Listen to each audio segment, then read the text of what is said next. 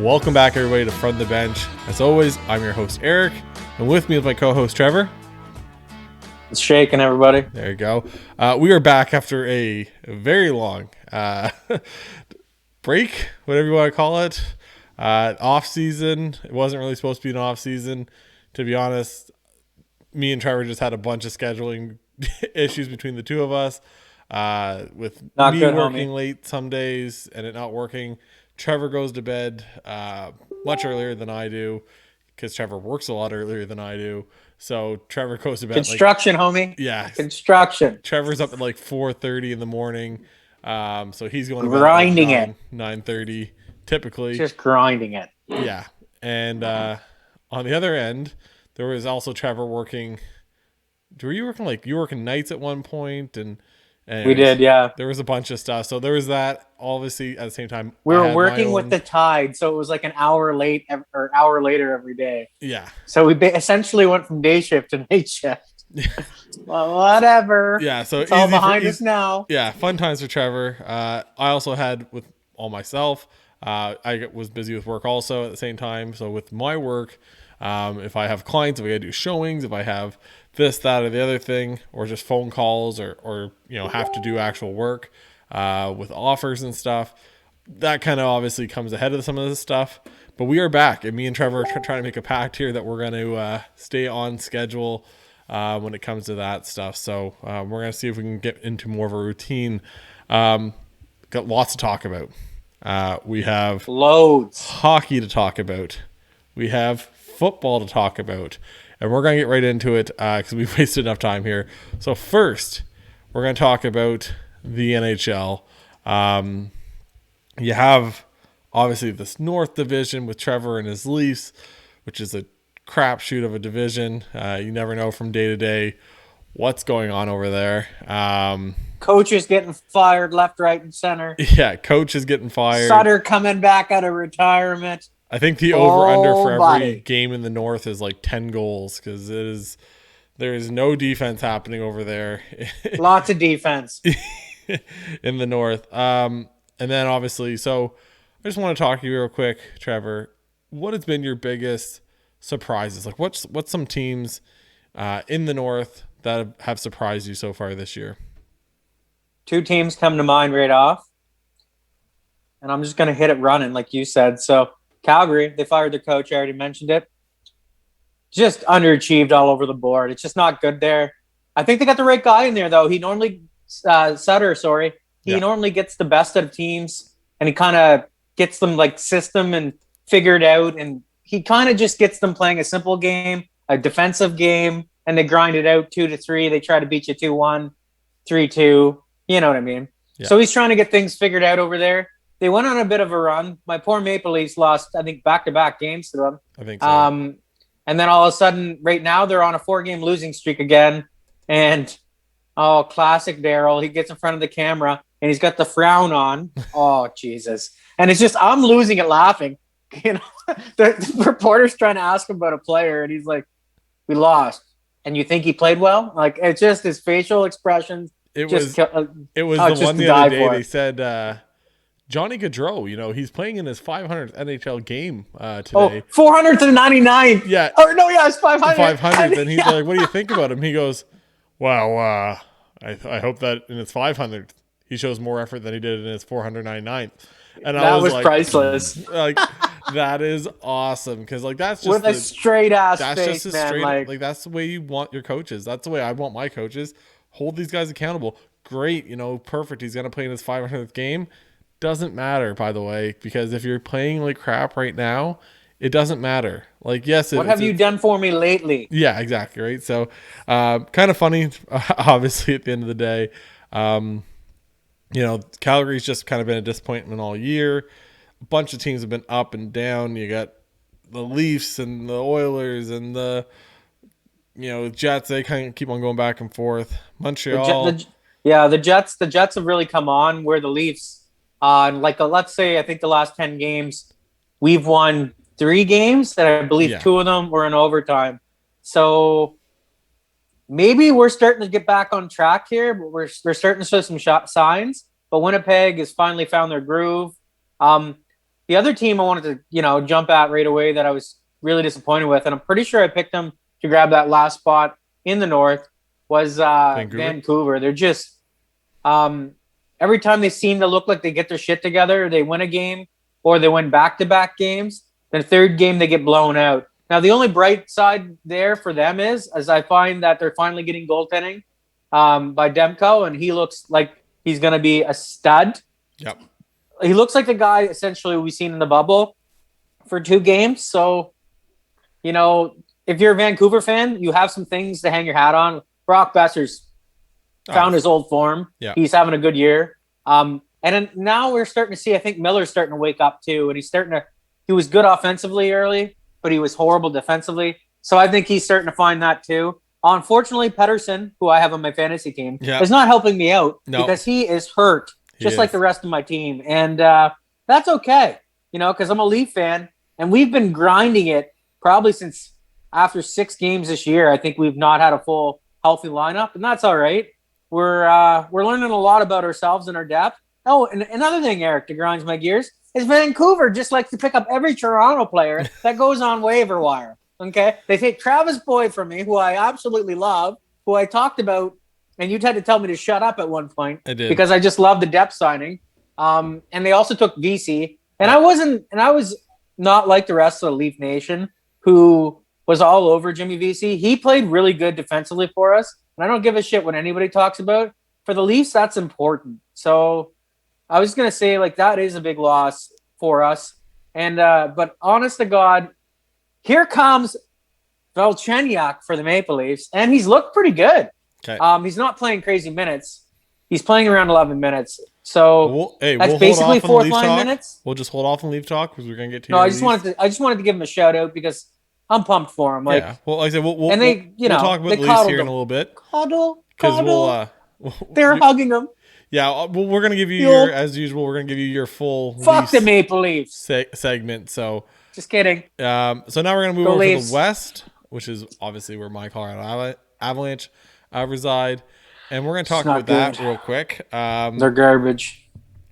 So it's essentially a 3-team race. So which we predicted, Vegas, or I did early in the fucking season. Yeah, it's Vegas right at the top. It is Colorado below them, and then it's Minnesota somehow. I never saw Minnesota coming and playing well this year. St. Louis can't score. Arizona. Crazy. They're just inconsistent, and it seems when they get put up against the better teams, they'll dominate like Anaheim or San Jose or in LA, right? But it seems when they get against and obviously they beat my Colorado Avalanche in overtime the other day. I understand this, people. You don't have to bark at me for it. That was also against a goaltender. Jonas Johansson from Buffalo, who has not won it, or has won 1 game all year in 12 games or something like that. No excuse at the end of the day, but they're really picking at the lower level teams, and when you see them play against a place like Vegas or Colorado, it's just they're outmatched. Not fair. They're outmatched, and it's not nothing against them, right? They're doing their job, but it's just they're really outmatched. I find LA's got some good. Goaltending. That Cal Peterson, I think he's going to start taking the reins from Jonathan Quick over there. He really has, I think, anyways, really this year. Yeah. And then Anaheim. So Anaheim's kind of got, essentially they just said screw it, and they got a couple of the young guys in the lineup. So they got Trevor Zegras in the lineup. They got Jamie Drysdale in the lineup. So it's trying to see what they're going to do with those Jones. guys. Yeah. We're also missing, who's the defenseman? Did you say Drysdale's there now? Yeah, Drysdale. I believe he is. And we're missing Jones and Comtois, who's actually having a really good year. Yeah. So that's good to see. But like you said, they've decided to just, live with the growing pains, and why not? They're not going to win the cup. They may as well just, throw them in the lineup. 100%. Agreed with you. So there. With a lot of that, like I said, obviously these other teams, San Jose, they are who they are. Anaheim, Vegas, I got to see Vegas twice this last week, playing against Colorado, and they're good. Don't get me wrong. Colorado, though, it's just one of those things. Colorado, when they're healthy and when they're firing on all cylinders with all the boys, I know all about injuries, homie. it's Preaching to the ridiculous. choir. I know It's they like crazy. Girard's probably been the best one for Colorado, but Vegas looks good though. Like I said, they're just a solid team. They got three lines. They just roll their three lines. You got Mark Stone, you got Carlson, you got all these guys. You go down through the list, Alex Tuck, all these guys. Marc Andre Fleury played really well for them all year long. Vezina candidate, Yeah, probably. and then Leonard came out the other day, said he's dealing with like concussion-like symptoms type of thing. I didn't read into the That's whole thing, interesting. but I remember them saying something about that. But yeah, like I said, it's Minnesota and it's Krill the Thrill, Kaprizov, the 23-year-old, 24-year-old rookie. Like, I don't know. Trevor and I've been into sports cards for a little bit. Trevor's getting into them too, and they just had the newest hockey cards, Series 2, and Kirill Kaprizov's rookie card came out in that. And people were paying the same amount for that as they were for Lafreniere cards back before, the issues with Lafreniere started happening before the season, right? So it was like, which is good, fine, dandy. But I'm like, this guy is 20. Yes, he looks good. Don't get me wrong. And will he probably win the Rookie of the Year? Probably, right? Unless Lafreniere or Stützle goes on a crazy run here.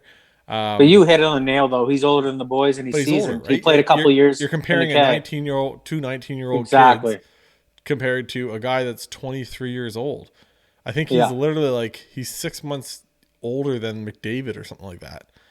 And like we said, like he's played a little bit in the KHL, so he's played in a professional hockey league. Yeah. He's got some seasoning, so he looks great. But that's why he's ahead of them in the development, and he's older. So agreed. Next division is going to be the Central. Once again, so it is very top heavy, like a lot of these divisions. So Tampa Bay, 50 points. They're right up there at the top. You get Carolina right below them at 49 points in 33 games. So they actually have a game in hand on Tampa Bay. They actually beat them the other night too, I believe. Florida is right behind them. Who would have thunk that? 46 points in 34 games. They're sick.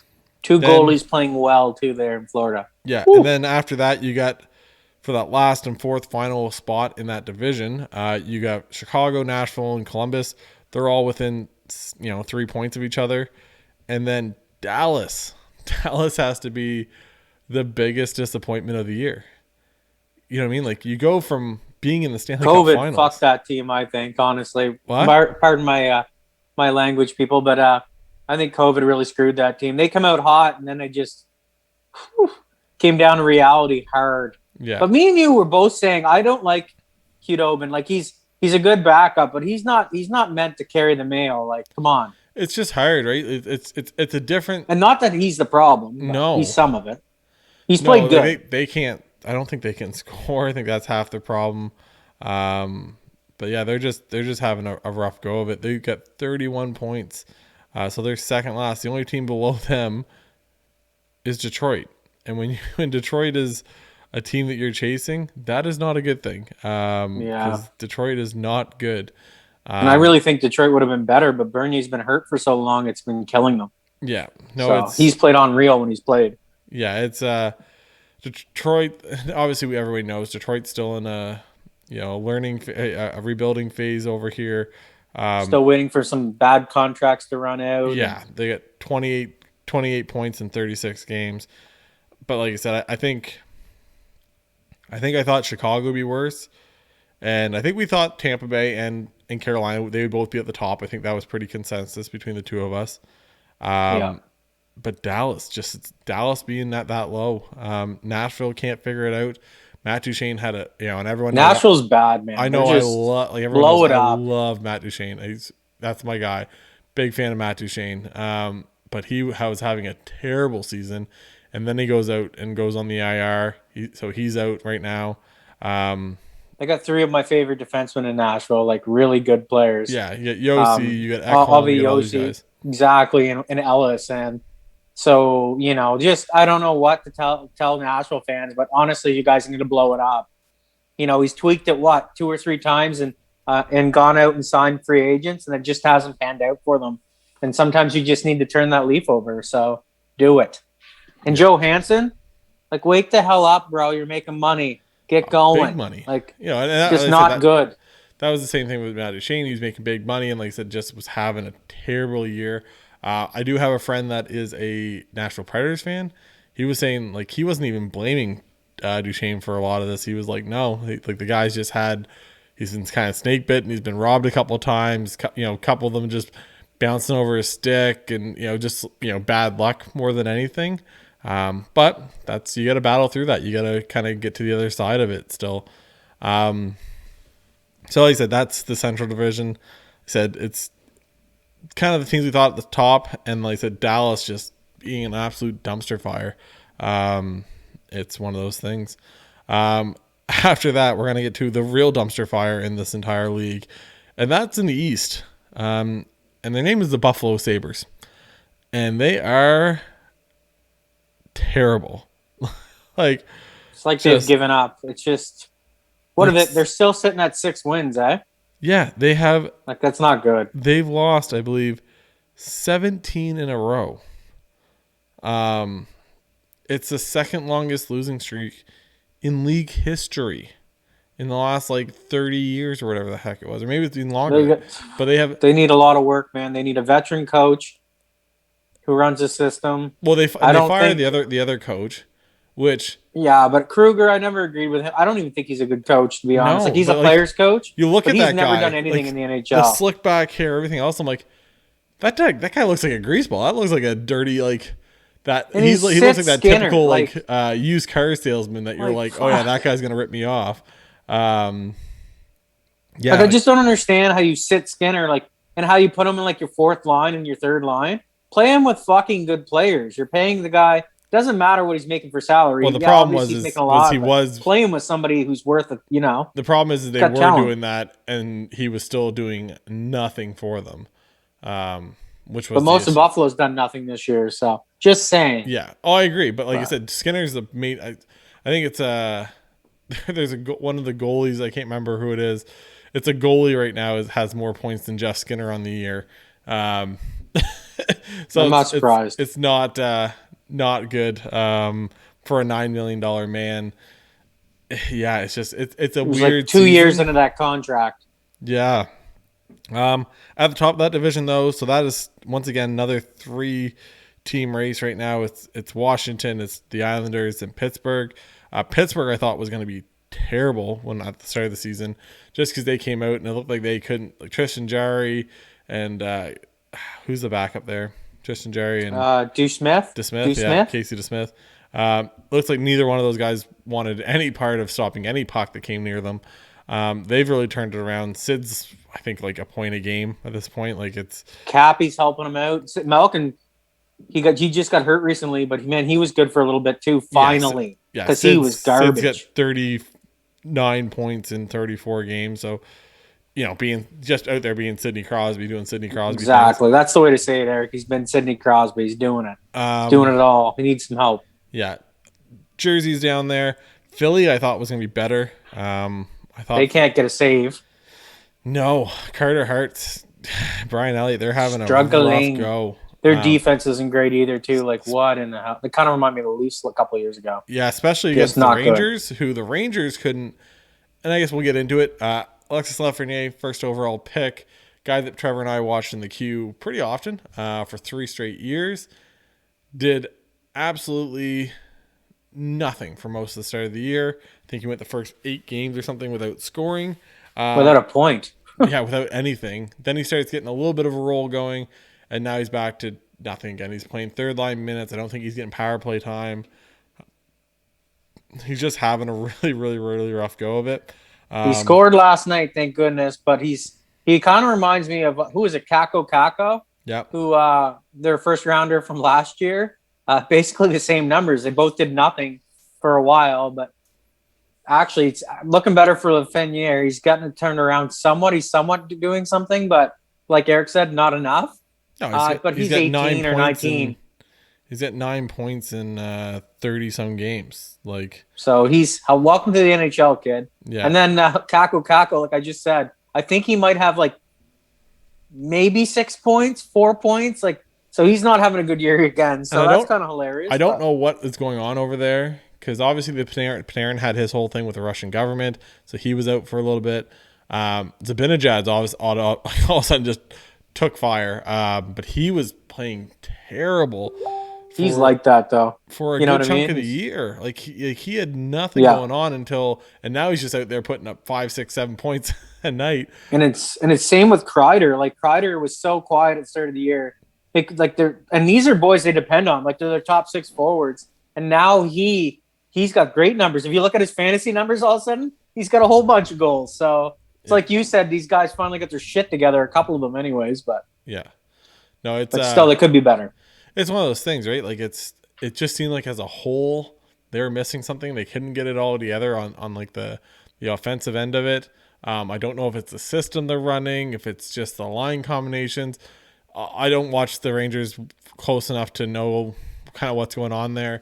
Whether it's, is this guy, But their goalies are kind of trap let style, down or too. like just play it as they come type of thing. Like sometimes that's different. I did see, like I said, for somebody like Lafreniere, the guy was out there. I found he was doing pretty good.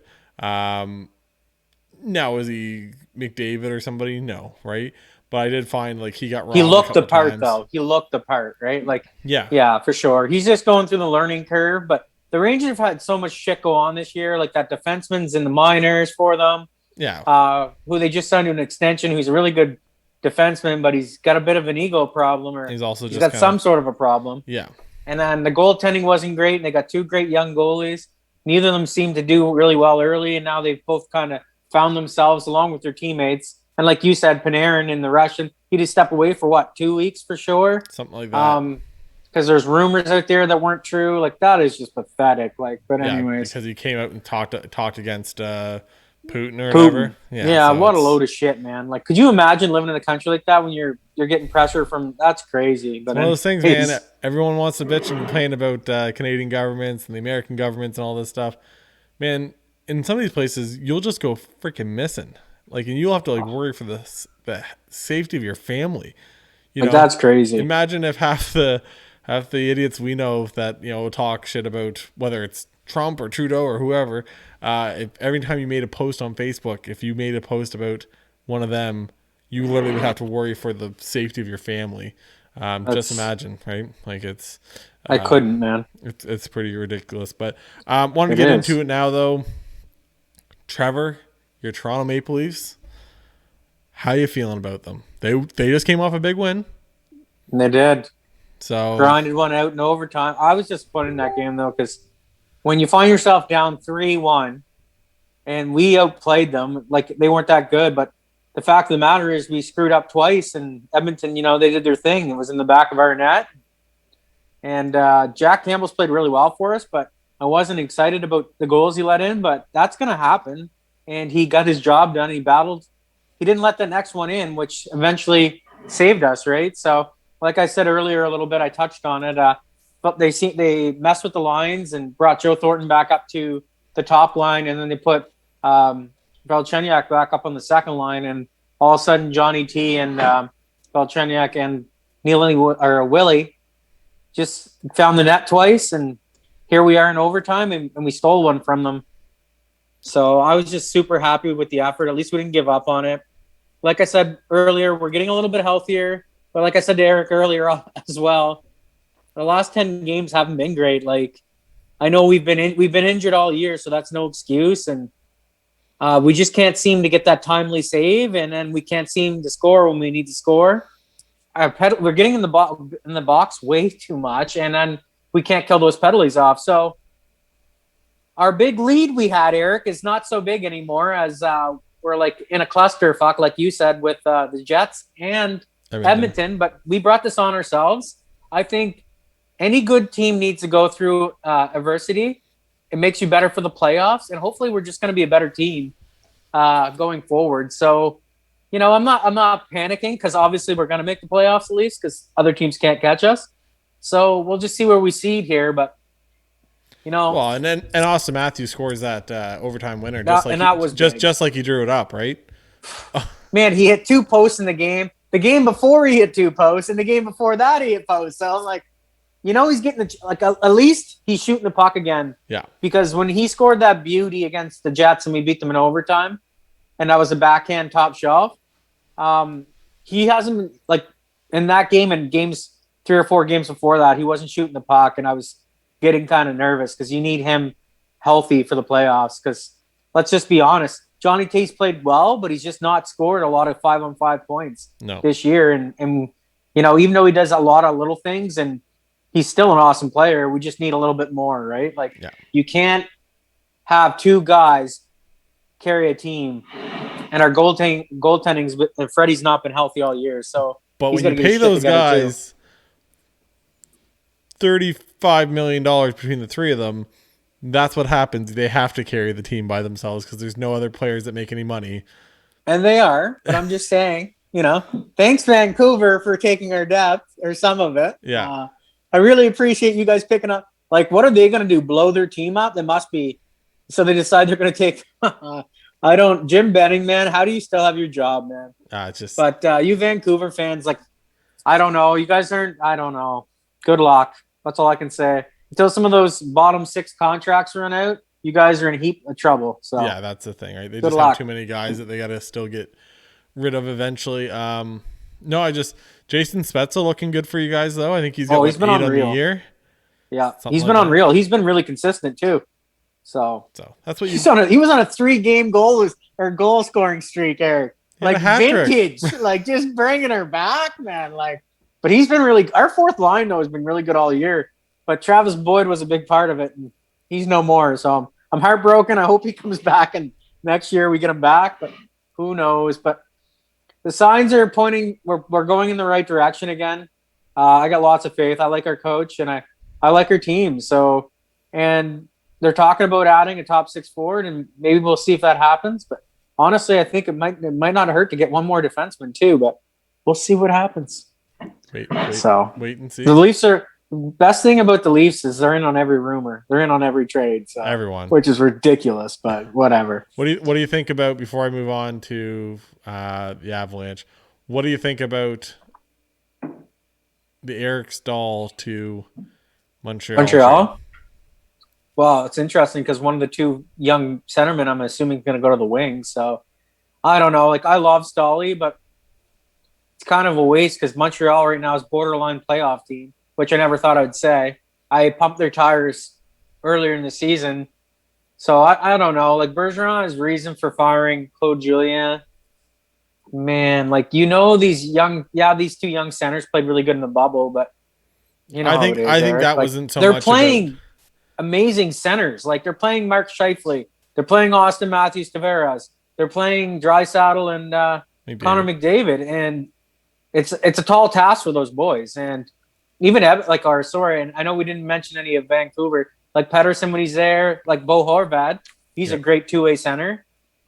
So, you know, it's their reality. Like, but it'll help them. But how much, Eric? Like, he's 36 years old. You can't play him crazy minutes.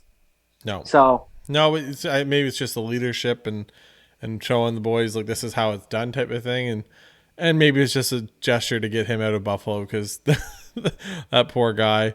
And I was surprised they gave up 2 picks for him. Like, what was it? I know they have a shitload, but it's kind of an overpay. What was it, a 3rd and 5th? I think so. And now they get Cole Caulfield coming up too. They just signed they're bringing him up, the small. We knew that was coming though. So he's a beauty. I think he's going to be a beauty anyways. Yeah, exactly. So we're going to get off from the Leafs, and we're going to get up to my Colorado Avalanche. They've gone on a tear before losing to the Coyotes the other night. I think they were on like a 9-game win streak. So you guys needed it though. And the crazy thing is they were doing it and they weren't healthy. You know, McKinnon missed a game at one point. You're talking Bowen Byron missed games. Cale Makar missed games.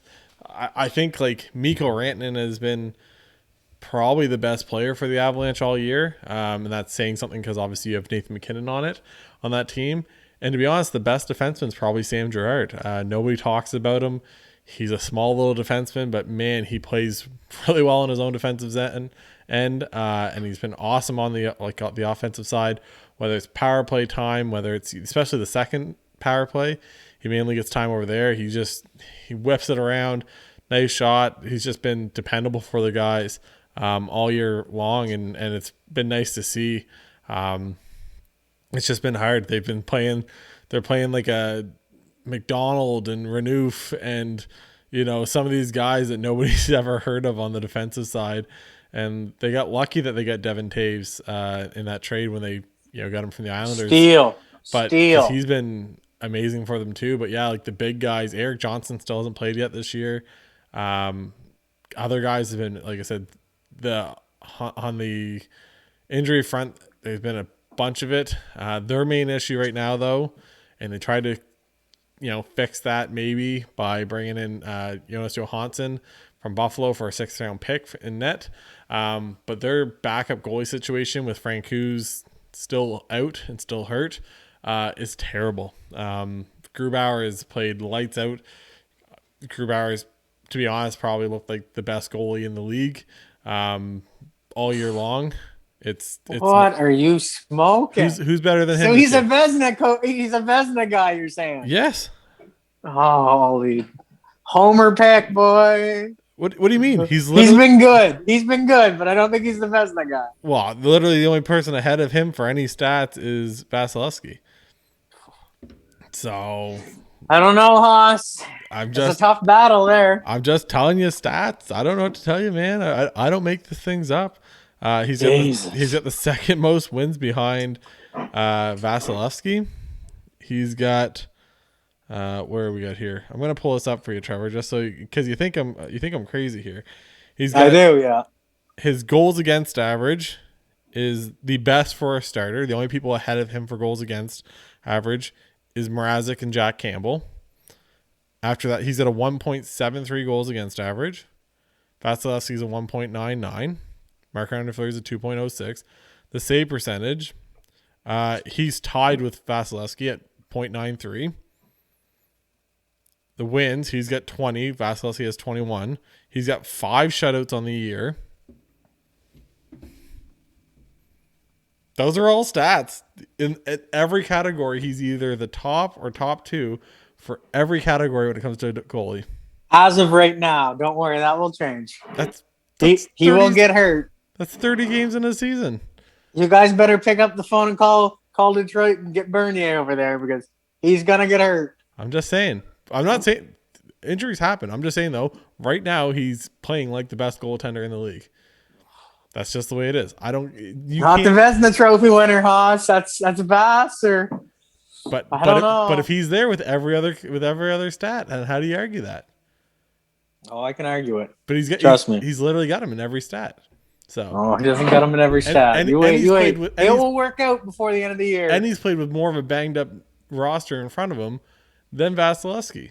That's a fact. Yes. So if his save percentage and his shutouts and his wins and his goals against average are all as good, if not better, than Vasilevsky, that means he should probably be better. He's not going to win the trophy. Just telling you. It will even out. He'll come back down to reality. Trust me. We'll wait and see. But anyways, beyond that, like I said, and then Cale Makar is out there doing Cale Makar things when he is healthy. It's ridiculous. That kid is. There was a goal the other night. He scored against Vegas, and he stopped. He got the pass. He stopped. He turned his left foot sideways and pushed. It was the most ridiculous thing. If I could one day figure out how to, this is all we're doing this, and I'm figuring it out with putting up little graphics of the teams and stuff down here for you guys to see. Trevor can't see it, but they're down there. They're on YouTube. They're down there. Yeah, down there. Down there. But if I could ever figure out videos, and if we ever were allowed to put videos on here, I would show that highlight because it was ridiculous. There's just the way he's moving and the way that guy skates is just ridiculous. It's for a blue liner, for a young defenseman, the way he acts. It's just something I've been very impressed with. And then obviously just gave the Yager salute. Yeah, and it's obviously McKinnon's played well, right? There's no doubt about that. Which he should. He should. He's, once again, one of the top one of the better players in the league, huh? top 10 players in the league every year. It's kind of just the way it's kind of been. Whether it's where the cookie crumbles. Exactly, right? Mikko Rantanen's right now 6th in scoring. He's got 39 points alongside Austin Matthews and Sidney Crosby. McKinnon missed a couple of games, but he's got 36 points in, I think, 29 games. In 29 games, he got 36 points. Missing a little bit on the goal end of it, but he's got like 26 assists now, so it's pretty good. But that on that end of it, McDavid's just running away with it. McDavid's got 62 points. Yeah. 62 points for him. Draisaitl's got 53. Kaner's got 47. And then it's Marner, Scheifele. Like, I don't know. And it's a hard season to judge. And not that it's ever stopped, Connor McDavid from leading the league in scoring when he played against every other team in the league. But it's just such Swiss cheese out there for half the teams in the North. Like, so disagree with you. There's some of the top scorers are in the North, man. Like, that's come what I'm on. saying. Yo, it's crazy. There's scoring, poor goalies. No, I'm saying that's what I'm saying. It's hard. It's hard to judge them because all the other, like, there's lots of scoring. There's lots of guys leading in that department. Crazy. I'm saying there's no defense and there's no goaltending in the North. It has been. It's been terrible. You don't. No comment. Look. You don't have literally. What we're talking here? 1, 2, 3, 4, 5. 5 of the top 6 players in the league for scoring are all out of the North. Fact, yes. You don't think that has anything to do with the division they're in? No, man. So you got to play Ottawa. You're telling me your division's better than the North Division. You're crazy. Yes. You got 3 teams that are good in your division. Yeah. Like way better than the other teams. Like way better. That are okay. Arizona fringes on a good team, and then you've got Minnesota that's played really good. Arizona beats Montreal in a playoff series. I don't know. I think Arizona beats. Maybe now that Claude Giroux's, or maybe now that the coach was fired. Yes, because I have no idea what his name's going to do as a coach for Montreal, and that's just a fact. Yeah. Also, I forgot to mention that, guys. I kind of let you rant earlier. The thing with the whole coaching thing in Montreal, I think that was the exact same thing as Babcock in Toronto.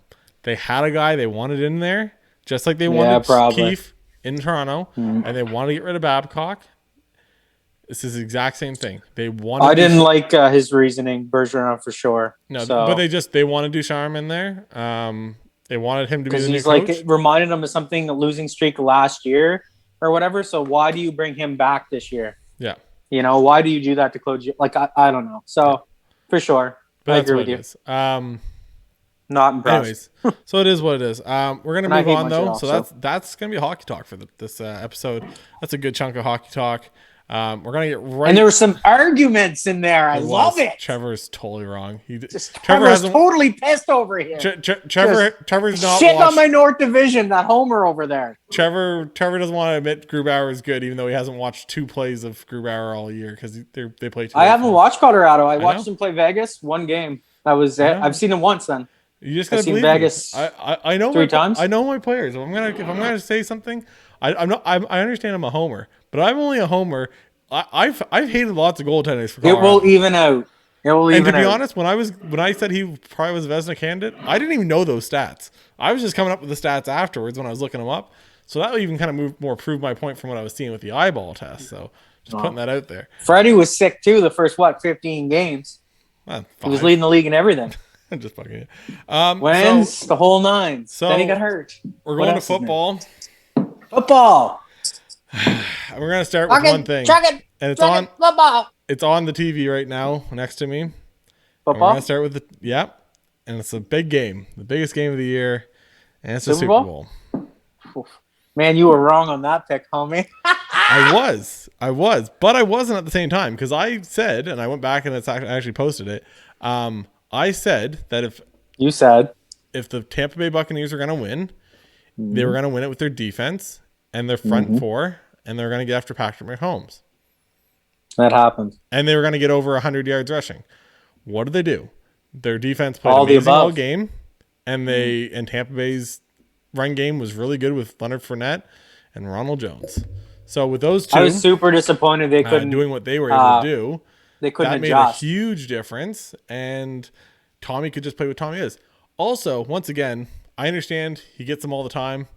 I've never seen somebody get more pass interference calls from a ball that was chucked 20 feet over. I was hoping you'd bring this up, the penalties. 20 I feet love it. Further. They didn't adjust at all. Yeah. So after the second call, you knew it was going to be tacky, like there was going to be no hands on, and they don't adjust.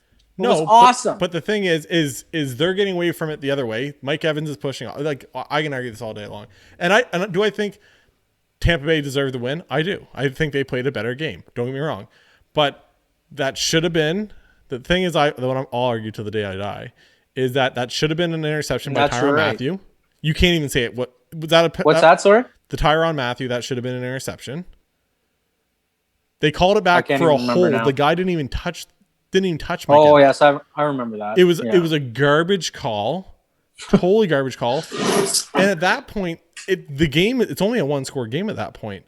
So you're switching and you're moving that along, and then there's two more garbage penalties throughout that drive to keep it going, and then they score. So all of a sudden Tampa gets up, and then you go to the second half, the ball is thrown 15 yards over the receiver's head on the left sideline. I know which one you're talking about. That was closer than that. I know exactly which one you're talking about. I literally just watched it 2 seconds ago because it's right before halftime here. Agree to disagree. Anyways, but it was catchable. He threw it over 10, 15 yards over that guy's head. Did he? Well, no, wait. So, yeah, I know. It was a little, yes, but you can't say they had to throw it. They had to throw it there because you can't. That's one of those. That was just tricky. Like, yeah, I know exactly what you're talking about. It's got to be within. That's one of those you got to throw it. The thing is Tommy had. And then he had even the one against Tyrann Mathieu in the end zone. That ball was 10 feet over top the guy's head. I don't care. But he grabbed him. If you put Taco Fall back there. He turned him a little bit. You can't do it. But then that's holding. That's not even pass interference. It changes the way the stuff is. The problem is. He turned him. The problem is the referees took what should have already been a game that Tampa Bay would have won, and they just turned it to a game that you're just giving Tampa the like I said, and it didn't help. Like I said, I'm not just blaming them. I'm blaming the Kansas City receivers. Travis Kelce dropped. Kansas City goes offside and screws himself. They go down and score touchdown to Tampa. Like there's just you got Hardman. And the worst part was for me is Andy Reid and them. They come out in the second half, and they don't help the tackles. No, like they don't adjust at all. Like, but the problem is horrible. The problem is. And this is the thing, and this is why those penalties. People say it was a blowout; it didn't matter. The thing is because of those penalties. Like I said, if that's an interception by Tyrann Mathieu, you now take 7 points off the board, right?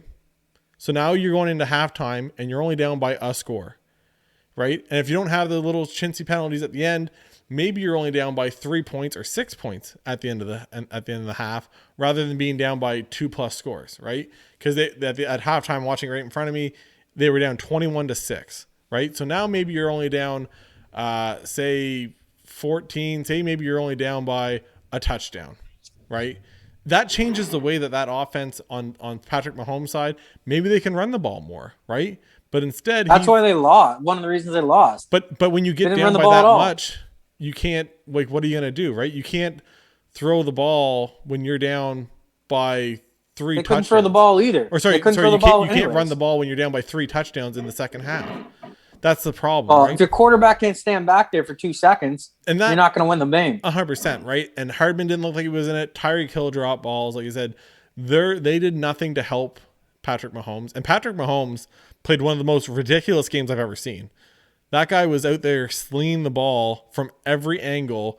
It was the one in the back of the end zone where he's like getting drugged down and he throws it to the left side of the end zone and Buddy drops it. Or you have the one where he's literally Supermaning it, throwing it on the run, like sidearm, like away from getting tackled. and the guy drops It's one it of those again. things, homie. But like poor Kelsey, they were draped him over him all night in Hill. Like they took them both away and they couldn't do shit. So, I agree. and the best part was about Tampa is they only rushed 4 guys. Yeah. Didn't have to blitz. No. And then Shaq Barrett and Sue and JPP and JPP was in the backfield all day, man. Yeah, like he 100%. looked like vintage New England. Like when he robbed New England twice. Yeah. Well, he was a big part of it. Yeah. So wow, like JPP is now undefeated in the playoffs. He's like. But I love to get a shout out to what is it, Todd Bowles? Yeah. What a beauty of it. You know, when New England did what they had to do, they ran like Tommy was smart about it. They ran the freaking ball. Like once you get up on them, man, you kill that England, clock. Trevor. What? You called them New England. Oh, whatever. Sorry, did I? Yeah. So like when they ran the ball, they played how they had to play. Yeah. So, I was just disappointed that KC they didn't run the ball, and I knew if they were going to get back there and shotgun, he can only do so much, and I don't think he was dinged up. Like Jesus Christ. I know they had tackles out and stuff, but how do you not like keep a tight end in and chip and just do something? But anyways, whatever, it is what it is. It's so you hard. want to say it was the Pedalies? Well, Pedalies it's just didn't one of help those them in things. the early going. You were only able to run that offside. Yeah. Like cost them a touchdown, cost them 7 points. Yeah. And that's the thing, right? This is a team that just won the Super Bowl. And a lot of it, they beat themselves. 100%. But like I said, as good as Tampa Bay was, Kansas City it wasn't their day. It wasn't their best game. No. So, I said, and injuries had something to do with that. I just don't agree with having chintzy calls. That literally, like I said, people can say. And I agree with you on that point. But I just think, Eric, that they established early that some of that wasn't going to happen, and then they never adjusted. And so they continued to take penalties they shouldn't have took. No, but that penalty, I agree with you, though. It was fucking high. But then I thought about it, and like my first reaction was, if that's my team and they don't throw that flag, because you just don't know, right? Like the guy's open or he's got a step, you just don't know. So if I'm in that guy's shoes, you got to throw the flag. And I hate to say that because as much as I don't want to agree with you on that. No, I'm going to agree. But it's the thing, like where you look on the other side and Murphy Bunting is out there grabbing and holding everybody. And literally when they beat the Packers, the interception that he gets to win the game, he was holding the guy beforehand, right? Like it's little things like that it's frustrating to see. But I felt those games weren't called the same though. Like, cause I found in previous games there was more grabbing and they were letting it go. But this game here, early they were calling it, and I was like, okay, so they can't do that, and then they just never adjusted. It was horrible. I remember it is what it is. I haven't watched it. Like this is the first time. It just so happens to be on like the NFL Network. But I remember watching the game again after it happened, just to kind of get an idea. And like I was watching a lot of it, and like I said, not to say that they didn't play a good defense, not to say that Tampa Bay didn't deserve to win, but I did think that the way that they officiated the two sides was completely different. Like the way they officiated the defense against Tom Brady versus the way they did it against Patrick Mahomes was too different, especially when it came to holding.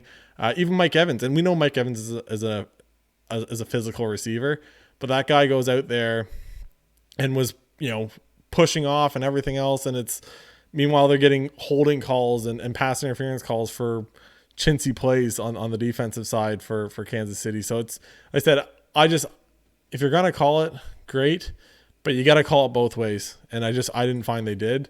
I don't know, man. I thought they were pretty even. Like I just thought Tampa didn't get caught. Like, well, that's what I mean. But if you're gonna call it, you got to call it both ways, and you can't. Like I said, and the big one for me, it wasn't even. I said there was quite a few in that first half, and people can say, well, that's the first half, but it's different though. Like people don't understand it. It's football. When you're up by 2 touchdowns in the second half, you can continue to rush 4 like you did at the start, drop everybody back, and you have so many guys in coverage, right? It changes the way you play defense and the plays and the offense now, because they know the offense has to pass. They know the offense can't run because they're too far behind, and they got to kind of work it quicker and everything else. Like it's just a different way you got to play the game. And just you become more predictable. Yeah, you become more predictable. They know you're going to throw it, right? 90% of the time at that point, and they just play the way they need to. So when you're down by a couple scores, that's kind of what you're going to run into. And like I said, there was 5 penalties in the first half that were chintzy, and chintzy's like I said, that pass interference on the interception for Tyrann Mathieu was the most ridiculous call I've ever seen. I can't remember it. I wish I could, but it was literally, I don't. Mike Evans goes, he I does think like he turned him. He does a curl route, but Mike actually ducks under and goes, and Buddy's got his hands sort of on him, but not even like a hold. Like his hands just like kind of resting on him, and they called it a hold. And it was just something so minor that in the Super Bowl, that can't be the call that determines the game. You know what I mean? Like that, or that determines that play. Like you got to have it. Like I said, I'm all for pass interference. I'm all for having it right. And I really do think that's the way it is. And that's why I do think that this should be a reviewable thing when it comes to that stuff. Like be able to challenge that stuff, because that's a game-changing, call by an official. And I understand officials have it tough, right? They got to make calls like that in a split second. And they have to get it right every time. And I understand that there's human error in that. And that's why I don't mind like a coach's challenge type of thing for a call, because that's sometimes what you need. But anyways, that's beyond the point. I said, I just want to touch on that. Congratulations to Tom Brady in the stupid bought Super Bowl by getting all of his buddies to come play for him for $1 million. I hate you. And, that whole team's coming back, bud. Oh yeah. And of course Tom's like, I'll take a discount. Yeah, no shit you will. Your wife literally makes $100 million a year, and you've made all the money in the world, so you don't mind. She does, yeah. It makes it a little easier. So getting shit happens when you party naked, homie. I hate the Patriots so much. I know you do. So we're gonna talk about the Patriots. I was gonna say just Tom Brady, but now we're gonna talk about the Patriots. I was clicking on the Patriots picture here. Your Patriots, Trevor Ward. They were. Well, I'm just going to tell you this, man. I did not see this coming. This is not how we normally do things. No shit. You spent more in free agency this year than you have the last 10 years combined, by the way. It's crazy, but it's, they've essentially, okay, so when they started, they signed Smith, the tight end. I was excited about that because I do like him a lot. And then they go out and get Henry, which just blows my mind. And I'm like, well, that's exciting. Took him away from the Chargers. Yeah. So apparently we're going to run a lot of double tight end, which actually makes sense because they bring back Cam Newton. Sorry, what were you saying here? No, I was going to say you got Johnny Smith and you got Hunter Henry. Yeah, Henry. Sorry, yeah. And then I like the and then they could go sign that defensive end / linebacker, outside linebacker. Matthew Judon. Judon, yes, from Baltimore, I believe, right? Yep. So I don't know how that's going to fit. We signed a while ago now. We signed Thomas away from them, and he didn't play so well one year, but then he turned out to be worth the money. Yep. But I just didn't see this coming. I think we have guys coming back, which is nice, that we need on that defensive side, a linebacker, thank God. So I don't know. I think we patched some holes there. Yep. And when we go out and get Aguilar and Kendrick Bourne. Yes, and I like Bourne a lot. But Aguilar played really good for the Raiders last year. I was quite surprised, but We'll see how it works out. They're like, my first thought is when they start like throwing money around like this, and they're bringing in all these weapons for Cam Newton. My second thought was they're going to trade up in the draft and grab a quarterback. Like, why else would they be grabbing all these targets? And I know you got to patch some holes and stuff. That was my first thought until I saw what Miami did with their foolishness. So I love Miami. That was some good moves. But I was just Eric. I've never seen Bill Belichick really overhaul a roster this way because he's normally a draft first guy. So now we go from having no depth at tight end to quite a bit. We beef up. We bring back some offensive linemen that's really going to help us in the middle of that offensive line. And we bring back Trent Brown in a trade, which is huge for us because I think we upgrade over Canner, who we trade to Houston. So, I really like where our offensive line is. We can play bully ball. Cam Newton is one of those guys who really needs a tight end. And if he's got an above-average tight end, which I think he's got two good tight ends, now he can hit for passes. This will make his passing numbers go up. I won't forget you guys. They'll be able to throw the ball once in a while to Aguilar or throw it to Edelman. We'll see what's going to go on, but there's a lot more pieces now. We'll see what they add in the draft. I like it. I hate to say that because I just didn't see it coming, but I think we're more likely to be successful. And we're going to play bully ball. And hopefully our defense will be just a little bit better with the guys coming back who opted out and the guys we added in free agency. If they can drive, like say in hockey, football, Eric knows me like hand in hand. A lot of times when you go get a bunch of new people, it's how you gel in a short amount of time and how you get chemistry. It's huge because in the NFL, it's not like the NHL where you got 82 games to figure shit out. You don't have that play time. You got 17 games. What is it, 17 now? They added a game, didn't they, the regular season? Dumb. Yeah, well, I totally agree with Kamara. Dumb. So why? They added another game so we can watch the backups for 2 weeks now? Oh, yay. But anyways, whatever. That's just them wanting to get more money. That's all that is. Did you see that TV deal? Yeah, it's huge. Wow. But I saw that you had a retiree. So did we, Patrick Chung. Shout out Chung. Good job. But your offensive lineman, Pouncey, he retired, center? Yeah, he did. I was going to talk on you guys too. So you guys lose Tooney, which is obviously the big guard for you guys. Huge loss. But he goes and gets paid by Kansas City, but $16 million a year. And if you want to leave New England for a team, Kansas City, Patrick Mahomes, it's where you want to be. Yeah. The only thing, so Cam Newton comes back on another 1 year prove-it deal. He's making a little bit more this year, so he makes $5 million this year. What did you think about Cam coming back? I was quite shocked, honestly, but once I saw the pieces coming together, I already said what I said. I instantly think we're going to trade up in the draft and go after a quarterback, or hope there's one there at 15. But they're going to have to go up if they want one. Yeah, I think people were talking about they might trade for Jimmy G, something like that, to try to get him away from San Francisco. You pretty much have to hope that they cut him. I think that's what you're really hoping on that end. Oh yeah, for sure. Why would you? We don't have the cap room. You can't pay him the $28 million, right? You guys also get back former New England Patriot Kyle Van Noy, who all of a sudden for some unknown reason gets cut by the Dolphins. So dumb after 1 year of a 4-year and he deal. played really well. And he had nothing good to say about Coach Florence. I love it. Or Brian Florence over there. He was he roasted him, man. Did he? Anyways, I read a couple articles. I was like, and that's not like him, right? He's just a professional, calm, cool guy.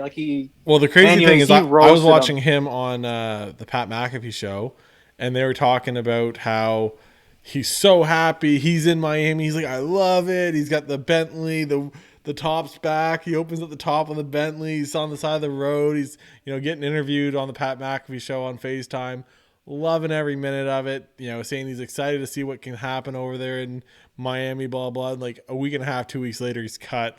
And actually, he went back on the show this week to try to talk it over. And I can't remember. I missed some of the interview or whatever, but he was saying he's excited to be back in New England, and obviously Bill's not happy with the way that last season went.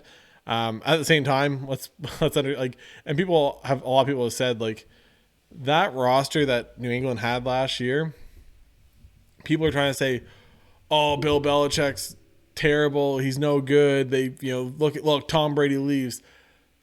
I think it was had no money. I think Lombardi and a couple other people came sold out. Well, yeah, but guess what? You sold out for all these years for Tom, and to make sure all Tom's buddies stay.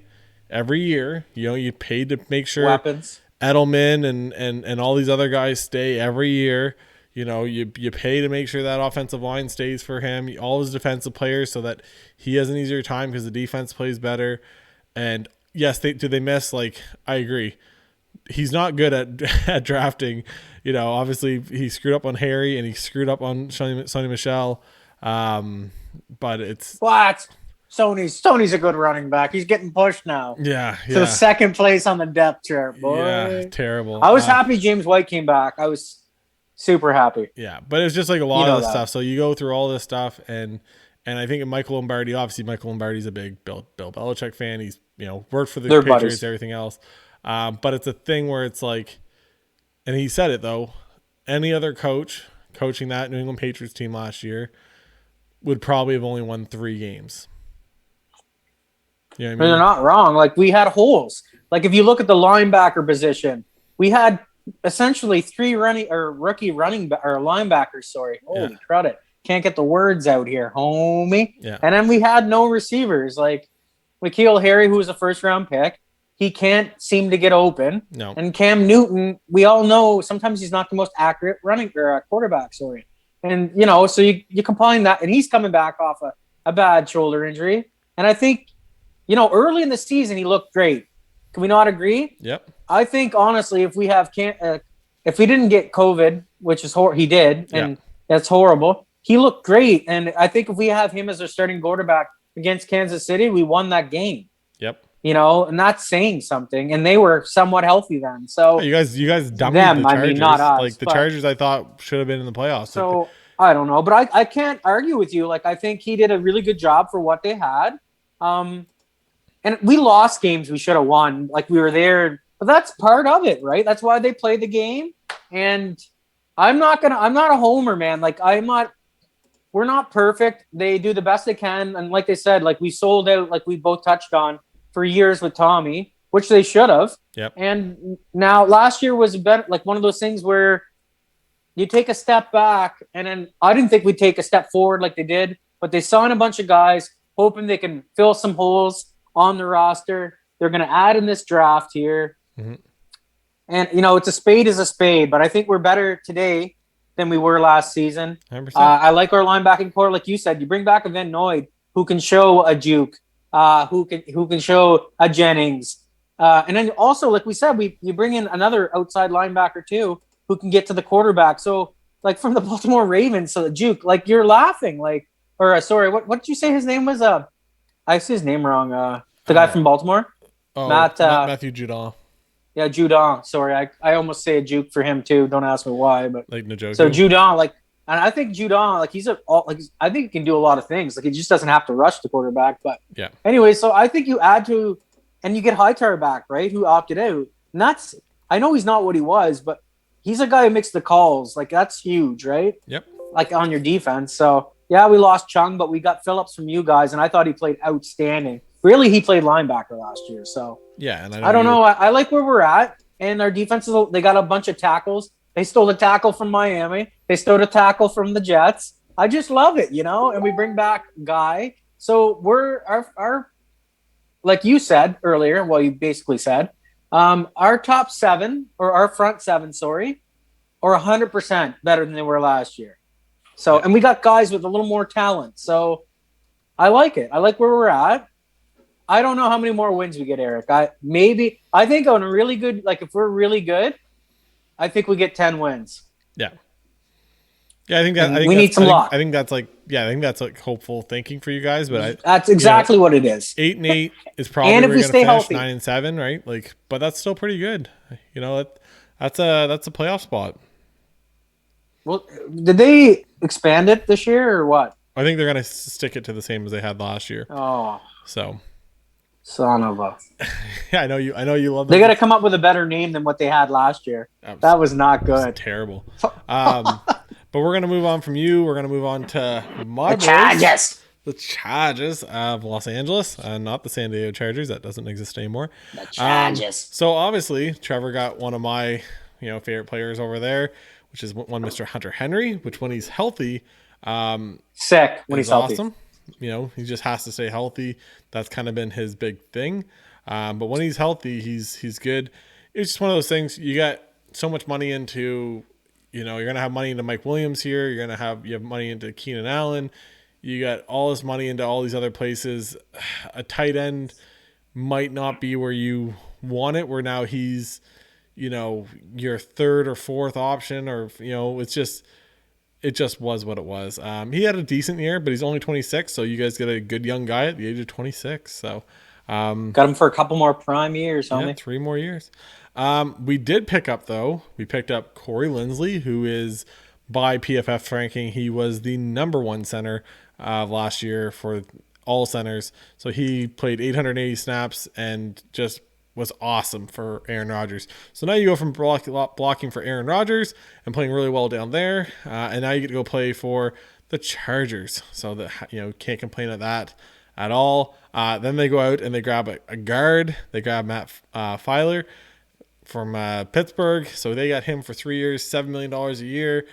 He's a, for us, he was a player that can actually play in the NFL that plays at guard.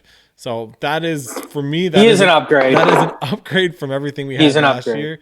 And then, a couple other guys. We got some like random, linebackers and whatever. We let Rashawn Jenkins go from safety.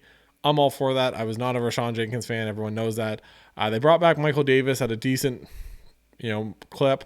Fair price. Yeah. He's a second cornerback, right? He's not your number one, but he's number two. They let Denzel Perriman go.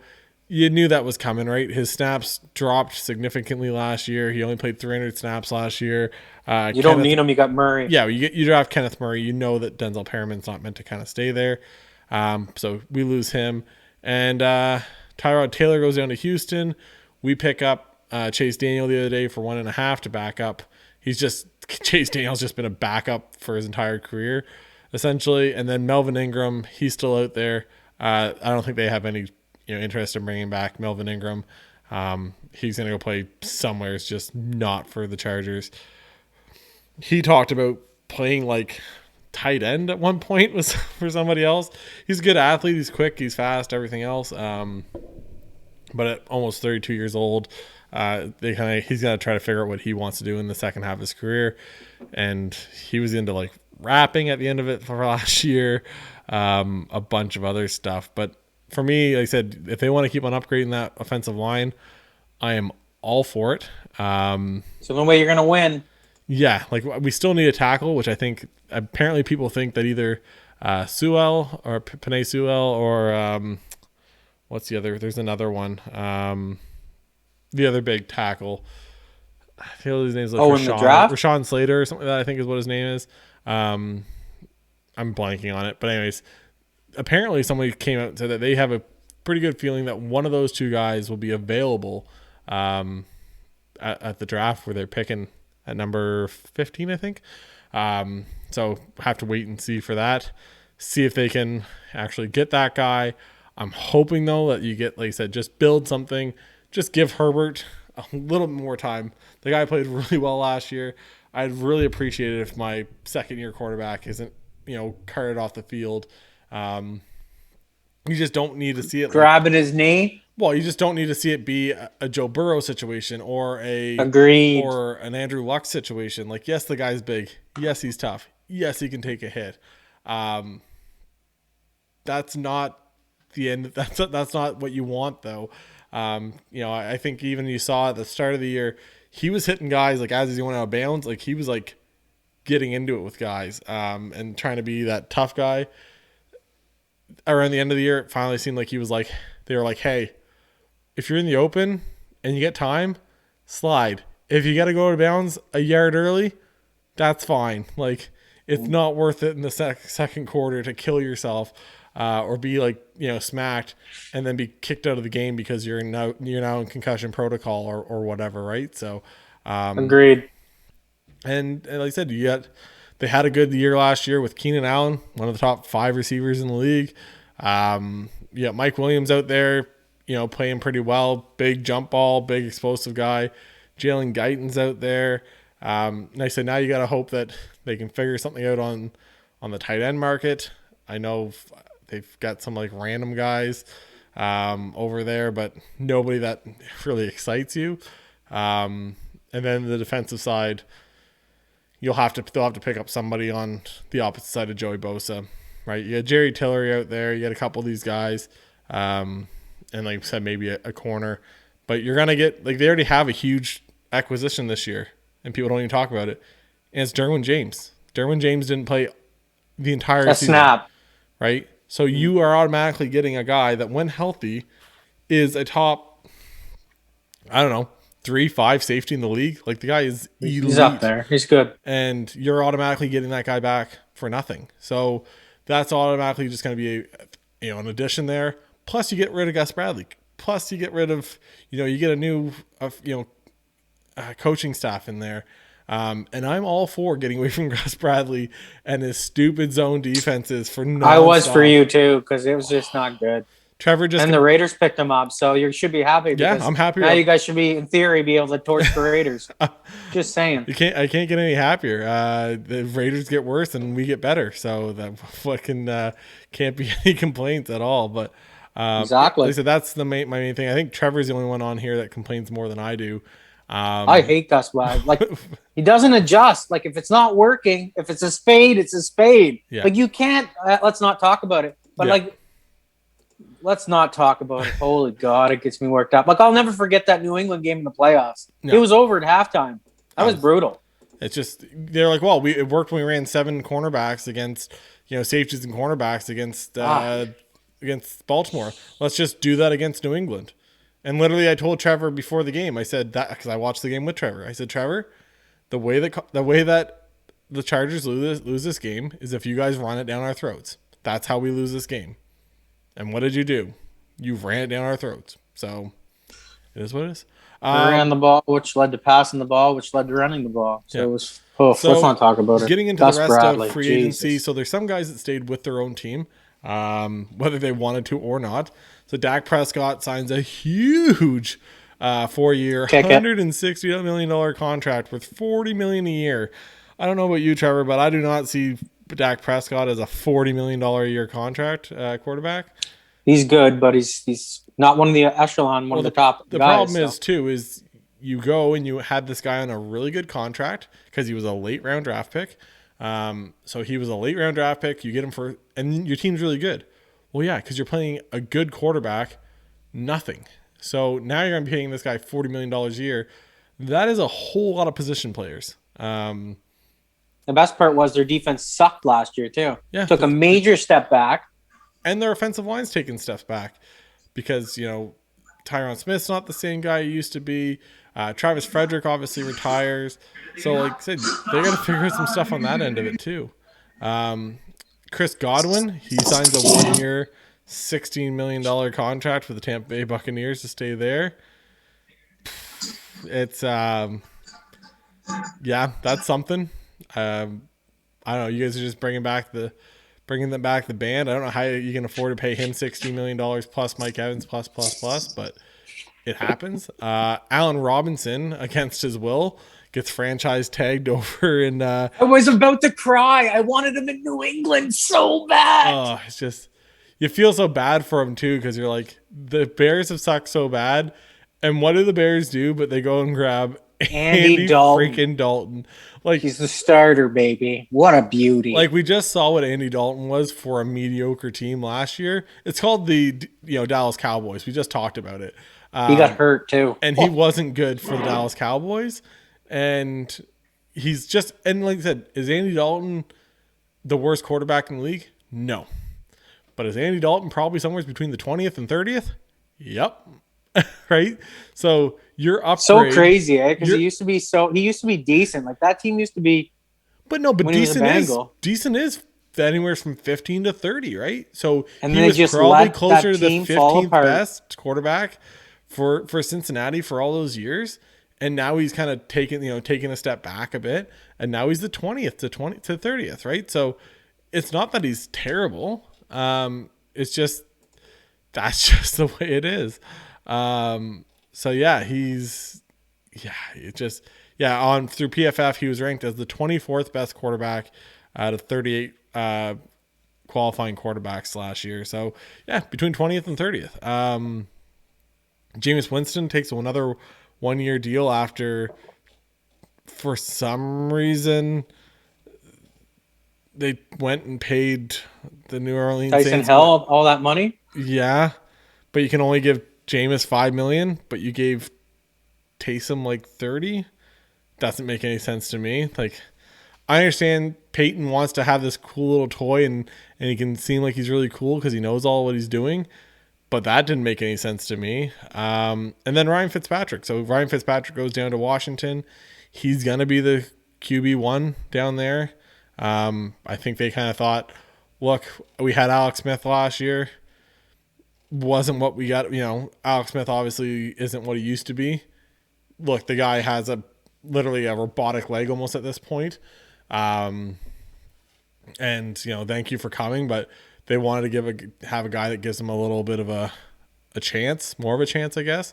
And Ryan Fitzpatrick gives it to you at $10 million. So what is that? That's cheap. It gives you the chance if they want to go draft somebody, or wait till next year to draft somebody or whatever it may be, right? There's just a lot of like the QBs. I'm just looking through here. Jacoby Brissett goes down to backup Tua down there in Miami. Mitchell Trubisky is terrible, but he goes and becomes the backup in Buffalo. I'd be surprised he might not even make the opening day roster. I wouldn't be surprised about that. A couple other guys, Mike Glennon, Joe Flacco goes and now he's a backup in Philly. That was a good move by Philly, I think, to get just a veteran there. Yeah, I guess it's one of those things. There's just some of the players that you see that get signed to some of the stuff, and you're just shaking your head. Well, they need backup quarterbacks. Yeah, I want to talk though, Trevor. Like, what signing was one of the ones that you were most excited about? Oh, Galladay for sure for Detroit. From Detroit to the Giants. Goes to the Giants. Yeah. The Giants. We both know, Eric. The last 2-3 years since they've got rid of OBJ. Odell, they've kind of been craved. They're looking exactly for that. So he's a game changer. He can go deep and catch the ball. I think they've got a lot of receivers that are great for like the 20, 30-yard pass, but they don't get the guy who can, do a little bit of everything. And I think that's what they get with him. Yes, they paid him a nice little ticket. I think like 72, but good for him, right? Like I think he's 27 too, so he's still got or 28. He's got some juice there. He's still in his prime years, and I like it. And they fix a problem, and maybe they go get another receiver for more help, or they get another offensive lineman to help out Jones. Either way, it's a good move. I like it, and they can't go wrong. What do you think? Thoughts? I think this is getting Galladay, everything else they did over there for the Giants. What they really came out and said was, we're not making excuses for Daniel Jones anymore. This is exactly what happened down there in Denver with Drew Lock last year. They say, look, we're going to give you John Ross. Obviously, John Ross, never turned out to be what he should have been for the Bengals. They get him Kyle Rudolph, so they get him a veteran tight end. Obviously, they got Jason Garrett over there. Jason Garrett loves his tight ends. He came from a system where threw the ball to Jason Witten 30 times a game. I think Evan Ingram now gets kind of more of a receiver role rather than a tight end role. True tight end role. Yeah. And then Galladay. So I think they're coming out here and saying, look, Daniel Jones, here you go. You got 2 years. Make it happen. You want your 5th-year option picked up? And we're going to figure out real quick, because we're not going to sit here and play this game and, we're going to keep you Daniel Jones. Are we going to do this, that? Look, you get 2 years. If you're not good, you're out. Bye-bye. We're moving on from you. And I think that's the right way to do it, right? Like, you can't – the rookie quarterback scale and what you pay them is so cheap, and I say it all the time. That is the best value in all football. That's why it's worth going to pay a first-round getting a quarterback in the first round. And that's why I don't think – 5th year. Yeah, and that's why I don't think somebody like a running back is worth a top 5 or 10 pick. Because when you look at what the other running backs go for, the bona fide studs – it's not much more than the rookie scale is, right? So when you come to something like that, they're not going to go pay Daniel Jones $25, $30, $40 million a year in 2 years if they're not sure on him. So they're saying, look, instead of us bringing you along slowly, you've had 2 years. Here's years 3 and 4. You got Galladay, you got Ingram, you got Slayton, you got Kyle Rudolph, you got all these guys. We got you a tackle last year and Andrew Thomas in the first round. Figure it out. Let's go. We're getting Saquon back.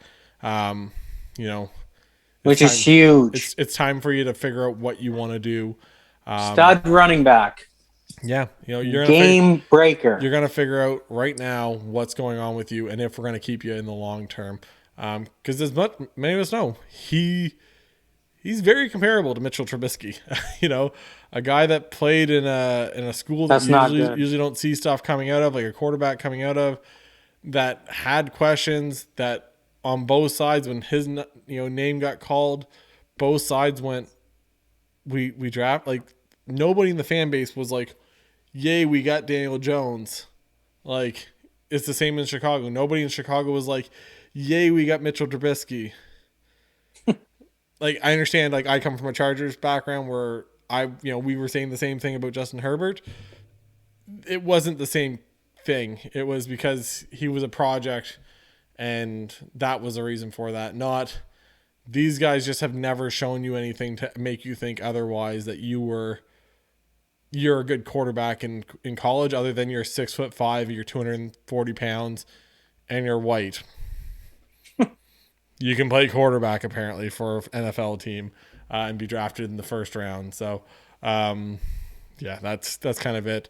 Any other big signings that you were excited about? I know Galladay was a big one, but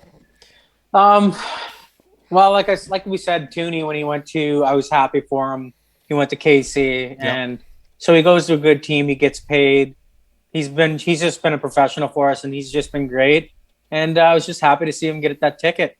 But I would have loved to see the Bengals give him that ticket. But I would have took less money to go to KC over the Bengals, and that's just a fact, right? Yeah. Go to one winning program to another, so I don't blame them. For me, a lot of the guys, like a lot of the big guys, end up actually staying home. They kind of test, put their feet in the free agents market.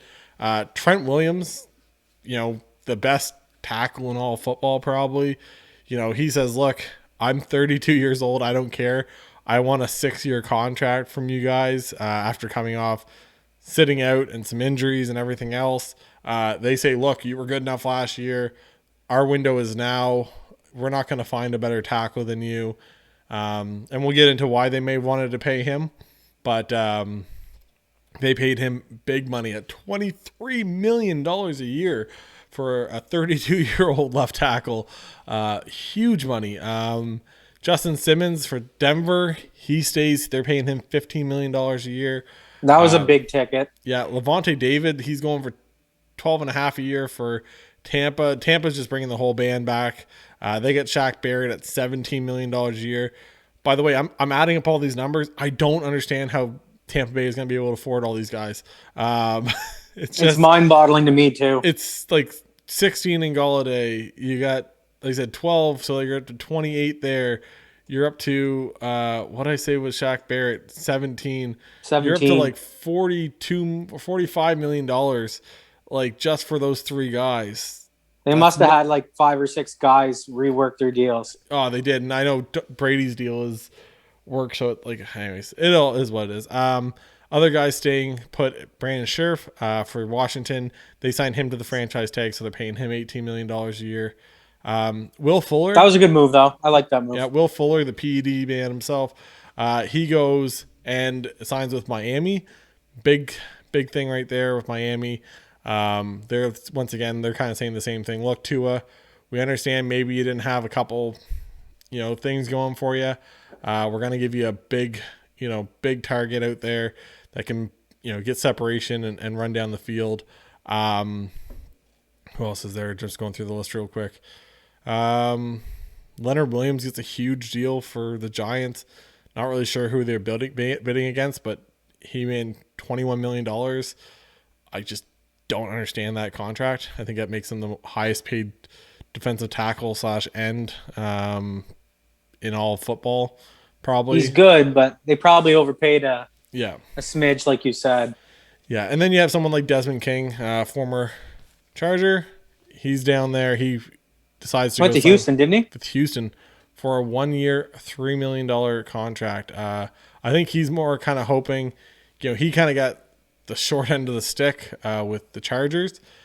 He's a good player, man. I'm a big fan. Yeah, I don't know what their thing was. They just decided they weren't going to play him, even though their defense looked way better with him. I don't know if it was because they were worried about him getting injured and they wanted to trade him because it was the last year in his contract. But Desmond King is a monster. He's 26 years old. He plays mostly in the nickel, but he can play outside if he needs to, and he's just a really, really, really good cornerback. Really good tackler. Yeah, really good tackler. He's just really good. And so he kind of had a little bit of a down year, but he didn't play as much. Then he goes to Tennessee, plays more. first game, I think he either got a pick six or a fumble recovery for a touchdown. So he's kind of going to Houston kind of on that 1 year prove it. Probably took a little bit less on this one. Look, give me 1 year, $3 million. I'm going to, fix myself, and I'm going to go make 10 plus coming here in the future. Because you look at someone like Will Jackson, he played for Cincinnati last year. He signed with Washington at almost $14 million a year. And really, I think Desmond King's, right around the same level or close to it as him. So a 1 year, $3 million contract. It might be the only good thing that Houston has done, because the rest of it is an absolute shit show over there. Pardon my French, ladies and gentlemen. I've noticed that they brought in strong character guys, so I think they're trying to ease the pain here. But really, these guys signing here, I think, like Eric just said, are trying to establish themselves, trying to get value out of themselves to their next payday, so they get a payday after this year. But I like the guys they brought in. Like you bring in Ingram. I'm trying to think of the other running back. They bring back Johnson after cutting him because they don't want to pay him all that money. Yeah. Good call. They brought in another running back too, who slips my mind, a veteran. Doesn't matter, but everybody they brought in, good character guys. So obviously there's a problem in Houston. Nobody wants to sign there because they don't know if their quarterback's going to be there or not, and he's in a heap of trouble. One girl, two girl, three girl. Maybe you give him the benefit of the doubt. Not fucking 16, bud. So I think you can't it's up tell to me like that there's not 25 now. wrongdoing. It's not good. So, to be honest, at the start, get your shit together. And I know this sounds terrible, and it's one of those things. It's at the start, I almost thought it was something that, because he obviously wants out of Houston, right? He's like, get me the F out of here. You trade my favorite receiver away without me knowing. You get rid of JJ, which everyone kind of knew was coming also. You hire a coach that I don't want. You hire a GM that I don't want. You're kind of lying to me nonstop. And I know we've had this conversation on the podcast before. Trevor thinks, guess what? Play your goddamn position. You signed the contract, play it. And I understand that, and I believe that should be the way it is. But it's the problem that he's being told one thing and then them kind of lying to him and backtracking on it. That's the only reason why I will kind of side with him on that. But I honestly, I did believe for half a second when it was like one or two girls, I was like, what if this is Deshaun Watson paying these girls to make these allegations, hoping that there's enough media backlash that Houston has no choice but to release him? And because he's tried everything else, and they're just like, nope, we're not looking at, like, somebody calls us, we're not listening to phone calls, we're not doing this, we're not doing that. That was kind of what was told nonstop throughout the entire thing.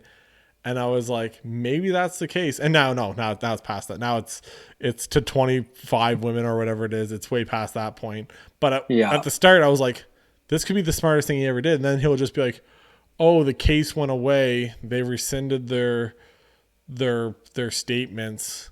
And he would just pay him off type of thing and go from there. But I don't know what's going on with Deshaun Watson. I don't know what you do, man.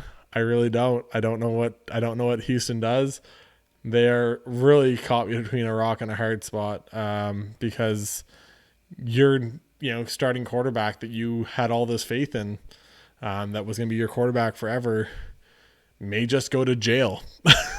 and there's going to be so much media backlash on him that how do you keep a guy with, if the track record is what they say it is, how do you keep a guy on your roster with that kind of? It's not good, man. It's terrible for him, and you feel bad for all these women that apparently he's been a giant piece of shit to. It's hard though. Like, and I understand. Like, the guy's probably like, look, I'm 25, 26 years old. I'm one of the top 10 quarterbacks in the NFL, by the way. I'm young. I make a lot of money. I'm good looking. I want to have fun. You took it to the next level, buddy. And you kind of like these guys. Go to Vegas on the Strip, buddy. Pay somebody to have fun with you. Don't do it illegally, Haas. Yeah. Jesus Christ. Go, like, have a waiver for these women to sign or something. Like, you just can't and you can't, conduct yourself the way that he apparently conducted himself. And that's without me having really That's dived right. too far into it. Like I said, it's just him being a giant piece of poop. So anyways, that's kind of that. We're going to move on from the NFL free agency, and we're going to talk about something. I thought about trying to get Cody on for this, but maybe we'll leave him for another time. So He's in bed. he definitely is in bed. The Miami Dolphins, they made a trade. And we'll dive farther into the actual trade as we go forward. But Or after the picks are made. yeah, well, I think we'll probably, as we're getting into closer to the draft, we're only a month away now. We'll probably get into something about, what we think, San Fran's going to get into to a further level. But Miami Dolphins trade the 3rd overall pick to the San Francisco 49ers. And it makes sense. 100%. That is the smartest thing to do. So they trade the 3rd overall pick in the draft to the San Francisco 49ers. They get back the 12th pick, so they move back 9 spots. That's fine. They get a 3rd round pick this year. They get a 1st round pick in 2022, and they get another 1st round pick in 2023. So they get a huge haul, for that thing, which is what the Dolphins have to do. You're still not a contender yet, right? The Dolphins also still don't know what they have in Tua, right? It was last year just a down year for Tua. Is that just who he is? But I think it's the right, deal for them to make. They said they walk away with a lot of stuff, and it's probably because the only reason why San Francisco does this is to get a quarterback. I'm very intrigued to see which one they like that much. So, and they've already come out and said they're not trading Jimmy, that they want him, la-di-da-di-da. So I'm very interested to see what they got going on here. So this has got shades. Remember when you were just talking about it, the Bears traded up? Yeah. And traded those couple 1st round picks? So it's exactly like that, except like amped a little bit more. So, yeah, and they went to 2nd place that time, not 3rd. So very interesting. And that was the Myles Garrett draft and everything else. So you kind of knew that the Browns, probably, well, maybe they could have taken somebody, but no, and you kind of know, if everything is kind of going the way it's supposed to be, Trevor Lawrence is going to Jacksonville. I think that's the worst kept secret in the entire league. But, you think that it looks like Zach Wilson's probably going to the Jets.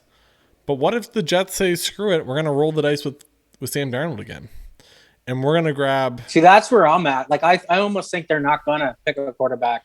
Yeah. So I'm very intrigued. And do you you think it's Zach Wilson goes to the Jets? Yeah, I think Zach Wilson's the number 2. I don't think it's I almost think that Zach Wilson's the guy they want. So I think so too, but I just don't think that they're going to get him. But then it's, to be honest, past him, it's kind of a crapshoot on who they get, because then it's Mac Jones, it's Justin Fields, and it's Trey Lance. And it's one of the 3 guys. But, nobody really knows who it is at that number 3 spot if the first 2 picks are also quarterbacks. But like I said, maybe they also luck out. Maybe the Jets just pull an absolute, Jets move, and they stick with Darnold, right? Wouldn't you? Or what would you do there? I don't know. Because they go out and get a receiver, and they get Corey Davis. Things. Corey Davis, obviously, I forgot to mention that one. Corey Davis was probably one of my favorite pickups. I actually like what the Jets have done in the offseason so far. It's looked pretty good. They haven't hurt themselves. No, and I think they've done better with the new GM and stuff.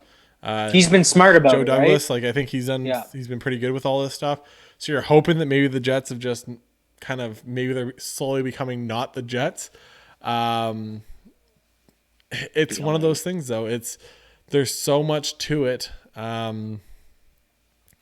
that, it's hard. Like, do you just start a new regime? Do you start all over? Do you hit that reset button again? Or do you say, have you seen enough from Sam Darnold? Which I don't think, the problem is I don't think they've seen enough from Sam Darnold. If they had a little bit of a glimpse on him of being even mediocre. If he was like the 15th best quarterback right now or the 20th best quarterback, I think you maybe roll the dice with him. But the problem is Sam Darnold has been between probably the 25th and 32nd best quarterback, in the league. And obviously he's dealt with mono, he's dealt with injuries, he's dealt with all this stuff. I thought this year he kind of looked like he took a step back for sure. Yeah. How fair is that? With Adam Gase there. He hasn't got fucking help at all. Exactly. No. But this was the year I thought he didn't look good, but we'll see. Like, I don't know. Like, I'd almost roll the dice and go with him again this year because worst comes to worst, you got a high pick again next year and you can fix that problem. If you're dog shit again, then you're dog shit again. Then you really roll the dice. Because they're not going to be great again this year. They'll be better. Hopefully. Yeah, and whether you grab, I don't think they grab like a Chase, like a Jamar, like a Chase from LSU. I think if they got to draft a non-quarterback, I think you almost got to go with like Sewell or somebody like that, right? Hard to say. Like, they can't go wrong to try to fix that line. Yeah. I don't know. They can go so many directions, like we said before on this podcast, and every time we talk about the Jets, they got holes everywhere. Yeah, like I said, and maybe you grab something else. Like I said, I think that's the problem, though. I think it's like becomes like, do you say, look, we got Mekhi Becton on the left side. He's locking it down. He's our left tackle for the next 10 years. And now that's the best pick they've made in a long time. And now we're going to go get Sewell out of Oregon. We're going to throw him on the right side. And now we got two amazing bookends on both sides that are just going to protect whoever we have at quarterback for the next 10 years. If that's the case, then that's a good argument to have of why you want to keep it, right? You got Denzel Mims, who is going to be coming up for a second year. I hope Denzel Mims does really well because I'm high on him too. I have a lot of Denzel Mims cards. So do I. I'm hoping that he does pretty well. But yeah, that's the thing with them. We'll get into that farther. But then the odd thing about all this is, so the Dolphins say we're going to trade back. We're going to get, go back to 12. We're going to get rid of the 3 spot. But then they trade back up. So then they trade to number 6 with the Eagles, kind of taking the Eagles out of that. Are the Eagles going to grab a quarterback, in the first round? They kind of jump out of that spot now. They jump back to number 12. They grab an extra second-round pick. So out of all this trading, the Dolphins end up with an extra first-round pick, I think in 2023 or 2022, because of all the trading back and forth and blah, blah, blah. And they also end up with Chase or probably Pippen. Or Pippen from Pitts. Yes. Yeah, sorry, man. I can't getting a little tongue-tied over here. Yeah. But there's other guys. There's Devontae Smith. There's Jalen Waddle. There's kind of different guys that no matter which way you go, you can have an option there at receiver. Or you're going to get somebody good there and they're still drafting at 18 at the regular draft spot, right? So like I said, they're not they're still going to come out of this ahead. I just thought it was kind of odd that but they must have obviously thought that, look, we want a receiver. We don't want to draft him with a 3rd overall pick. So if we can get an extra first round pick out of this is awesome. And so they'll grab the extra first round pick. They'll move back 3 spots, still get their best receiver because, if you're going by, who's drafting, that the Jaguars aren't taking a receiver. That's not happening. That what am I doing here?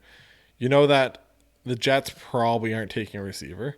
No, maybe they do, but I can't see it. That the 49ers, they're not taking one, number 3, because why would you take a receiver after you wouldn't trade up for a receiver? You couldn't give up that many assets unless it's a quarterback, as far as I'm concerned. The Atlanta Falcons have 10,000 other issues they're going to take a quarterback. They're going to take Justin Fields, or they're going to take an offensive lineman or something, right? You got Julio Jones, you got Calvin Ridley, there's no reason for you to, go out there and grab a receiver at number 4. You got the Bengals, maybe maybe Jamar Chase, but maybe you say, look, if it's not Jamar Chase, but the Bengals need so much help on the offensive line, maybe the Bengals, you kind of like, okay, the Bengals have so much, people yelling at them for not protecting Joe Burrow that they're going to do whatever they can to protect him. So then that leaves that the best receiver in the draft class is going to go to the Dolphins. So you're perfect. You get the guy you want that you would have taken at 3, but you just get an extra first round pick. So congratulations to the Dolphins and their smart business. That's good business. Yeah. Congratulations. This is how you build your franchise. This reminds me of like when, and I hate this team, but the Cowboys, when they got their 3-headed monster on offense, and took off and won 3 Super Bowls. Yeah. So just saying. And the thing is some people, and I understand people are like, you can't pay all the guys. That's why you don't worry about paying everybody. You can't draft everybody. You can only use so many of these draft picks because yes, all of them have to turn out, but then you got to pay all these guys, and if they all turn out well, you got to pay all these guys big money, right? So you got to see what Tua's got, and I think this is going to be like a show me what you got Tua type of year, and wait and see. And, it is what it is. But the NFL draft is exactly, when is it? When's the NFL draft this year? Is it on May 1st? April 29th to May 1st. So we are, as of you guys are listening to this podcast, it is exactly 1 month away. So can't wait. I'm excited. Trevor's a big draft guy. I'm a big draft guy. Huge draft guy. I have problems. and we're going to have on this channel, if you guys are still listening, which I appreciate if you are, we're going to have a lot of same things we did last year. A lot of kind of breakdown on certain guys, on certain players. Obviously top 10, top 15 people. We'll look at quarterbacks. We'll look at the receivers. I'll probably look at the tackles and stuff instead of making Trevor do it. It's his domain. He's taken over. Yeah, I like offensive line stuff. He likes the dirty area of the football game. The trenches. You win in the trenches, Trevor. You don't win anywhere else. You win in the trenches. That is a fact. So that's my motto. But that's gonna be what we're looking for here. Like I said, so over the next 4 weeks, like I said, we're gonna have episodes out every week from now till then. So that'll be exciting. So this one will go up on the 29th next week. So we get the 6th, the 13th, the 20th, and then the 27th. So we should have 4 episodes of draft previews coming out. So make sure you guys check that out, along with our regular hockey. And if there's any big football and trade things, deadlines coming and stuff. We just had a lot of stuff to catch up on. That's why this episode's a little bit longer. When you go and you become what me and Trevor have, and we haven't done a podcast since before the Super Bowl, which is the start. And we have things on our chest. Yeah, we have 2 months of catching up to do. You're gonna have us frustrations. Yeah, you're gonna have us talking about a little bit of all this stuff. So make sure you guys like and subscribe if you haven't yet. Go check us out on YouTube. This whole video is on YouTube. I also do card opening stuff on there too. If you guys want to go check that out, I try to put up episodes all the time. And yeah, so then, but this is, like I said, make sure you guys follow us on Instagram. Is there anything else, Trevor? Twitter, I guess. Smell you later. I'm not really big on Twitter and Instagram. We kind of do a little bit on it, but I love Instagram. It is what it is. So anyways, make sure you guys check us out. And for Eric and Trevor, we'll catch you guys next time. Keep your stick on the ice. Bye, guys.